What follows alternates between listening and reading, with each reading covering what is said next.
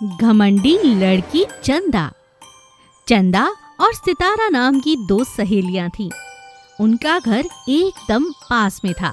दोनों देखने में बहुत अच्छी थीं, लेकिन चंदा की खूबसूरती देखते ही बनती थी। लेकिन चंदा एक अमीर बाप की बेटी थी। उसके घर में नौकर चाकर और इतनी आलीशान चीजें थीं कि उसे कभी मेहनत करने की जरूरत ही नहीं पड़ती थी। और उधर सितारा एक मध्यम वर्गीय परिवार की बच्ची थी, लेकिन उसे मेहनत करना, घर के काम करना, सिलाई कढ़ाई करना, ये सब बहुत पसंद था। एक दिन चंदा ने सितारा से कहा, सितारा चलो, कितना बढ़िया मौसम है, कहीं नदी किनारे चलते हैं, थोड़ा वहाँ का मौसम का लुत्फ उठाते हैं। क्या तुम सारा दिन काम में लगी रहती हो? चंदा मैं चलती, पर वो क्या है ना, आज मेरी माँ की तबीयत ठीक नहीं है। तुम जाना चाहती हो तो तुम्हें आज अकेले ही जाना होगा। मुझे माँ का ख्याल रखना है। हाँ, क्या बेकार की बातें करती हो? तुम्हारे घर में कोई नौकर चाकर नहीं है क्या? तुम जानती तो हो हमारे पास कोई नौकर नहीं है। घर का सारा काम मैं और माँ ही करते हैं। ठीक है, मैं जा रही हूँ। चंदा बहुत घमंडी थी। उसे किसी की सेहत, बीमारी, किसी की चिंता नहीं थी। माँ, मेरे लिए नए जेवर बनवा दो ना। हाँ हाँ, क्यों नहीं। चंदा की माँ उसके लिए नए कपड़े, नए जेवर बना देती है। एक दिन वो फिर से जाकर सितारा से कहती है, देख सितारा, मेरा नया हार तो देख। वाह, बहुत सुंदर है। तुम्हारे पिताजी तुम्हें कुछ नहीं देते? सितारा अपना सा मुंह लेकर बैठ जाती है। धीरे धीरे दोस्ती में दरार आने लगी। एक दिन चंदा की माँ बहुत बीमार हो गई। उसके पिताजी ने चंदा से कहा, बेटी चंदा, तुम्हारी माँ की तबीयत ठीक नहीं है और आज घर पे कोई नौकर भी नहीं आया है और मुझे किसी ज़रूरी काम से अभी फैक्ट्री जाना है। तुम अपना और अपनी माँ का ध्यान रखना, कुछ बना के खा लेना। जी पिताजी। चंदा के पिताजी तो चले जाते हैं, लेकिन चंदा अपने आप को शीशे में ही निहारती रहती है। अपनी माँ के पास जाकर बैठती तक नहीं। उसकी माँ तड़पती हुई उसे आवाज लगाती है, बेटा चंदा, कहाँ है रे तू? आई माँ। क्या बात है माँ? बेटी, मुझे दवा खानी है, कुछ खाने को ला दे। खाने को? चंदा पूरी रसोई घर में देखती है। खाने में पका हुआ कुछ भी नहीं था। माँ, घर में पका हुआ कुछ भी नहीं है, मैं क्या करूँ? आज तो कोई नौकर भी नहीं आया। तुम रहने दो, तुम शाम को खा लेना। क्या बात कर रही हो बेटा, ऐसा नहीं होगा। मैं दवाई नहीं खाऊंगी तो और बीमार पड़ जाऊंगी। अच्छा, ये बात है, मैं सितारा को बुला कर लाती हूँ। चंदा सितारा के पास जाकर सारी बात बताती है। सितारा तुरंत भागती हुई आती है और उसकी बीमार माँ का ख्याल रखती है। उन्हें खिचड़ी बनाकर खिलाती है, दवाई देती है। तब चंदा को एहसास होता है कि इतना छोटा सा काम भी वो अपनी माँ के लिए ना कर पाई। सितारा, आज तुमने मेरी मदद की है। माँ सच में बहुत बीमार है, मगर मुझे तो इस बात का एहसास भी नहीं था। मेरी सहेली, तुम्हें बहुत घमंड हो गया है। जरा आसपास देखो, अपने माता पिता से ज्यादा अनमोल और खूबसूरत चीज दुनिया में कोई नहीं है। तुम ठीक कहती हो। गरीब का मिनी कार घर। सुनीता और उसका पति रघु पढ़े लिखे थे। वो बहुत अच्छे इंसान थे। वे केवल किसान बनकर नहीं रहना चाहते थे, वे अपना एक कारोबार चलाना चाहते थे। वे बैंक से लोन लेते हैं और एक घर बना लेते हैं और छोटी सी गाड़ी डाल लेते हैं। रघु अपनी गाड़ी खुद चलाने लगता है। वो बहुत मेहनत करता है। दोनों बहुत खुश होते हैं। लेकिन एक दिन बाढ़ की चपेट में आकर पूरा घर टूट जाता है। अरे ये क्या हुआ? हमारा नया घर बर्बाद हो गया। और देखो गाड़ी की क्या हालत है। गाड़ी तो आप जैसे तैसे मरम्मत कर लेंगे, मगर ये घर की हालत सुधारना बहुत मुश्किल है। घर की किस्तें भी जाती हैं, हम कैसे चुकाएंगे? देखो, तुम चिंता मत करो, हमारी कार है ना हमारे पास। मैं मेहनत करूँगा और हम फिर से मेहनत करके नया घर बना लेंगे। मगर रात को सोने के लिए सर पर छत तो चाहिए ना।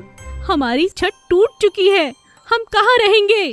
तुम फिक्र क्यों करती हो? मैं दिन में गाड़ी चलाऊंगा और रात में हम इसी गाड़ी में सो जाया करेंगे। तुम बस घर में जो बचा हुआ सामान है उसे समेटो। हम ऐसा ही करेंगे, यही उपाय बचा है। वे दोनों ऐसा ही करते हैं। दिन भर सुनीता घर की मरम्मत का काम करवाती है और रघु सारा दिन गाड़ी चलाता है। वो बहुत मेहनत करता है वो कभी सवारियों को मना नहीं करता।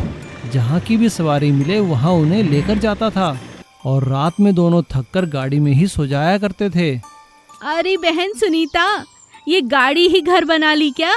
हाँ बहन, इस बुरे वक्त में ये गाड़ी ही हमारा सहारा है। यही हमारा घर है और यही हमारी रोजी रोटी। भगवान तुम्हारी मेहनत का तुम्हें बहुत जल्दी फल देगा। बहन हिम्मत मत हारना। कोई मदद चाहिए हो तो मुझे जरूर याद कर लेना। हाँ जरूर। सुनीता और उसके पति की मेहनत देख सभी उनकी तारीफ किया करते थे और वे दोनों भी मेहनत में कोई कसर नहीं छोड़ते थे।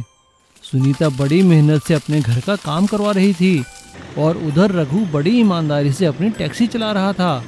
ऐसा लगता था मानो भगवान भी उनकी मेहनत से प्रसन्न होकर आशीर्वाद दे रहे हैं। 2 साल तक यही क्रम चलता रहा, लेकिन एक दिन रघु बहुत खुश होकर घर वापस आता है और सुनीता से कहता है, सुनो, कहाँ हो तुम? क्या हुआ? बहुत खुश नजर आते हो। हमारी मेहनत रंग लाई। ये लो पैसे मकान बनाने के लिए। क्या अब इससे हमारी छत पड़ जाएगी? ये पैसे कहाँ से आए? ये तो बहुत ज्यादा पैसे हैं। लगता है भगवान ने हमारी सुन ली है। हमारी गाड़ी कंपनी में पक्की लग गई है और कंपनी ने हमें ये एडवांस दिया है। क्या कहा? एडवांस? भगवान तुम्हारा लाख लाख शुक्र है। आज इस गाड़ी ने हमें छत भी दी और फिर से हमारे मकान की छत भी बनवा दी। हमें भगवान का शुक्रिया अदा करना चाहिए। चलिए मंदिर चलते हैं। दोनों पति पत्नी गाड़ी में बैठकर भगवान भोलेनाथ के दर्शन के लिए जाते हैं। वहाँ नारियल चढ़ाते हैं और भगवान और गाड़ी का धन्यवाद करते हैं। कमला के पति चंद्रा के देहांत के बाद उसकी बेटी चंपा की सारी जिम्मेदारी कमला पर ही पड़ती है। कमला रोज भर मजदूरी करके चंपा की देखभाल करती है। चंपा बचपन से ही लंगड़ी थी, इसीलिए चंपा बैसाखी का सहारा लेकर ही चलती थी। स्कूल में उसे सभी बच्चे लंगड़ी लंगड़ी करके चिढ़ाते थे। अरे क्या हुआ बेटी, तुम रो क्यों रही हो? माँ, स्कूल में मुझे सभी लोग लंगड़ी लंगड़ी करके चिढ़ा रहे हैं। मुझे बहुत तंग कर रहे हैं। मुझे स्कूल नहीं जाना है माँ। ऐसा नहीं कहते बेटा, मैं तुम्हारी इलाज अच्छे से अच्छे डॉक्टर के पास करवाऊंगी। तुम चिंता मत करो। तो क्या मैं बाकी के बच्चों की तरह चल सकती हूँ माँ? अरे चलना क्या, तुम दौड़ भी सकती हो, नाच भी और खेल भी सकती हो। ऐसा कमला चंपा को शहर में एक अच्छे अस्पताल लेके जाती है। वहाँ डॉक्टर चंपा को देखकर ऐसे बोले, अरे चंपा, तुम बहुत अच्छी लड़की हो। कमला बहन, चंपा को एक ऑपरेशन करवाना है, बस उसके बाद वह चल सकेगी। लेकिन बोलिए डॉक्टर साहब, आप रुक क्यों गए हैं? कुछ नहीं, उसके लिए कम से कम 10 लाख की जरूरत होगी। ये बात सुनकर कमला और चंपा वहां से निकल जाते हैं। कमला चिंता में पड़ जाती है कि इतने सारे पैसों का इंतजाम कहां से करें। एक दिन वह नौकरी की तलाश में घूमती रहती है। इतने में तेजी से एक कार आकर कमला को टक्कर मार देती है और चली जाती है। लेकिन कमला जाकर रोड के बाजू में एक कूड़े के डब्बे के पास जाकर गिरती है। हे भगवान, मेरी कमर! आह, अब तो मैं चल भी नहीं पाऊंगा। मैं अपने बेटी का इलाज कैसे करवाऊंगी? आह! इतने में कमला देखती है कि उसकी हाथ वहां पर पड़ी एक जादुई हीटर पर पड़ती है और जैसे ही उसकी कांच की चूड़ियां उस हीटर को छुआ, वह कांच की चूड़ियां सोने की हो जाती है। ये देखकर कमला हैरान रह जाती है। तुरंत उस जादुई हीटर को लेकर अपने घर आ जाती है। उसको एक टेबल पे रखकर चंपा को बुलाती है। अरे चंपा, ये देखो, ये कोई जादुई हीटर लग रही है। मेरी कांच की चूड़ियां इसको लगकर सोने की बन चुकी हैं। क्या? हाँ माँ, तुम सच कह रही हो। तुम जाकर कुछ और चीजें लाकर उस पर रखो। ऐसा ही कमला कुछ बर्तन और कुछ पत्थर लाकर उस हीटर पर रखती है। देखते ही देखते सारे चीजें सोने की बन जाती हैं। तुरंत कमला उन्हें लेकर बाजार के सोने की दुकान में बेचकर पैसे लाती है और ऐसा ही कुछ ही दिन में चंपा के ऑपरेशन के लिए जो पैसे चाहिए उन्हें इकट्ठा कर लेते हैं। ऑपरेशन के बाद चंपा चलने लगती है। उसी तरह उस जादुई हीटर के साथ दोनों खुशी खुशी से रहने लगे।